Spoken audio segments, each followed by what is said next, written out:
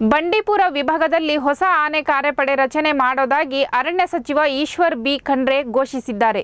ನಂಜನಗೂಡಿನ ಹೆಡಿಯಾಲ ಗ್ರಾಮದ ಜನಸಂಪರ್ಕ ಸಭೆಯಲ್ಲಿ ಮಾತನಾಡಿದ ಅವರು, ಬಂಡೀಪುರ ಅರಣ್ಯದಲ್ಲಿ ಅತಿ ಹೆಚ್ಚು ಆನೆಗಳಿದ್ದು, ಈ ಆನೆಗಳಿಂದ ಕಾಡಿನಂಚಿನ ಜನರಿಗೆ ಆಗುತ್ತಿರುವ ತೊಂದರೆ ತಪ್ಪಿಸಲು ಪ್ರತ್ಯೇಕ ಆನೆ ಕಾರ್ಯಪಡೆ ರಚಿಸುವುದಾಗಿ ಹೇಳಿದರು.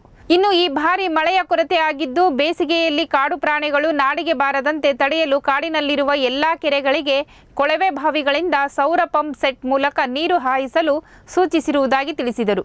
ಇದಲ್ಲದೆ ವನ್ಯಜೀವಿ ದಾಳಿಯಿಂದ ಕಾಡಂಚಿನ ಗ್ರಾಮಗಳಲ್ಲಿರುವ ಜನರಿಗೆ ಮತ್ತು ರೈತರಿಗೆ ಆಗುತ್ತಿರುವ ತೊಂದರೆಯನ್ನು ತಪ್ಪಿಸಲು ಶಾಶ್ವತ ಪರಿಹಾರ ಒದಗಿಸಲು ಶ್ರಮಿಸುವ ಭರವಸೆ ಕೂಡ ಸಚಿವರು ನೀಡಿದರು. ಇದಕ್ಕೂ ಮುನ್ನ ಬಳ್ಳೂರು ಹುಂಡಿಯಲ್ಲಿ ಇತ್ತೀಚೆಗೆ ಹುಲಿ ದಾಳಿಯಿಂದ ಮೃತಪಟ್ಟ ರತ್ನಮ್ಮ ನಿವಾಸಕ್ಕೆ ತೆರಳಿ ಅವರ ಕುಟುಂಬದ ಸದಸ್ಯರಿಗೆ ಸಾಂತ್ವನ ಹೇಳಿದರು. ಬಳಿಕ ಹೆಡಿಯಾಲದಲ್ಲಿ ಆನೆಗಳು ನಾಡಿಗೆ ಬಾರದಂತೆ ಅಳವಡಿಸಿರುವ ತಂತಿ ಬೇಲಿಯನ್ನು ವೀಕ್ಷಿಸಿದರು. ಅದು ಅವ್ರು ಬರಬೇಕು ಅನ್ನೋ ಫೋನ್ ಮಾಡಿ ಬರಬೇಕು ಅಂತಂದ್ರೆ ಮಿನಿಮಮ್ 3 ಅವರ್ ಆಗುತ್ತೆ ಸರ್. ಅದು ಬರೋ ತನಕನೇ ಸರ್, ಅದು ಬರೋ ತನಕನೇ ಸರ್. ಅದು ಅರ್ಧ ಹೊಲ ಮೇಯ್ಕೊಂಡು ಜನ ಇಟ್ಟಿರ್ತಾರೆ ಸರ್. ಒಂದೇ ವೆಹಿಕಲ್ ಇದ್ರೆ ಸರ್ ಗಂಟೆ ಬೆಳಗಿನ ಜಾವ ಆಗಿರುತ್ತೆ. ಬೆಳಗಿನ ಫಲ ಬಿಡೋದು ನೂರಾರು ಸಿಸಿ 5 ವರ್ಷದಲ್ಲಿ ತೋಟ ವೆಹಿಕಲ್ ಇದೆ ಈ ರೇಂಜಲ್ಲಿ ಆ ಸಮಸ್ಯೆ ಆದ್ಮೇಲೆ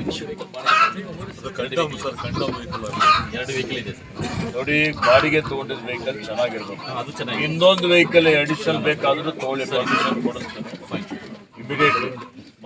ಇನ್ನೊಂದು ಬೇಕಾದ್ರೆ ತಗೊಳ್ಳಿ, ತಕ್ಷಣ ಹಾಫ್ ಅನ್ ಅವರ್ ರೀಚ್ ಆಗಬೇಕು, 15 ನಿಮಿಷ ರೀಚ್ ಆಗಬೇಕು. ಆ ರೀತಿಯಲ್ಲಿ ಇಂಪಾರ್ಟೆಂಟ್ ಇದೆ ಅದು. ಬೇರೆನೂ ಬರುತ್ತೆ. ಇನ್ನೊಂದು ವೆಹಿಕಲ್ ಬೇಡಿ ನಮ್ಗೆ ಒಂದು ಸ್ವಲ್ಪ ಕಂಟ್ರೋಲ್ ಮಾಡ್ಬಿಟ್ರೆ ಸಾಕು. ಜಾಸ್ತಿ ಕಮ್ಮಿ ಸಲಹೆ ಕೊಟ್ಟಿದ್ದೀರಲ್ಲ, ಈಗ ನಿಮ್ಮ ಜಮೀನ್ ಏನಿದೆ ಜಂಟಿ ಸಮೀಕ್ಷೆ ಮಾಡಬೇಕು ಅಂತ ಹೇಳಿ ಇಲ್ಲೇ ತಹಶೀಲ್ದಾರ್ ಇದ್ದಾರೆ. ಈಗಾಗಲೇ ರಾಜ್ಯದಾದ್ಯಂತ ಮಾಡಬೇಕು ಅಂತ ನಾವು ತೀರ್ಮಾನ ಮಾಡಿದ್ದೇವೆ. ಚಿಕ್ಕಮಗಳೂರಲ್ಲಿ ಪ್ರಾರಂಭ ಮಾಡಿದ್ದೇವೆ. ನಮ್ಮ ಜಿಲ್ಲೆ ಬೀದರಲ್ಲೂ ಮಾಡ್ತಾ ಇದ್ದೇವೆ. ನಿಮ್ಮಲ್ಲೂ ನಾನು ಮಾಡ್ಲಿಕ್ಕೆ ಸೂಚನೆ ಕೊಡ್ತೇನೆ. ಜಂಟಿ ಸರ್ವೆಗೆ ಸಂಪೂರ್ಣ ಬೆಂಬಲ ಕೊಟ್ಟು ಅವರಿಗೆ ಡಿಮಾರ್ಕೇಶನ್ ಮಾಡಿ ಕೊಡಿ. ಈ ಜಮೀನು ಯಾರ್ದು? ನಮ್ದು ಅರಣ್ಯದು. ಈ ಜಮೀನು ಕಂದಾಯ ಇಲಾಖೆದು. ಕಂದಾಯ ಇಲಾಖೆದಿದ್ದರೆ ಅವ್ರಿಗೆ ಬರುತ್ತೆ, ಅವ್ರಿಗೆ ಪರಿಹಾರ ಸಿಗುತ್ತೆ. ಆಯ್ತಾ?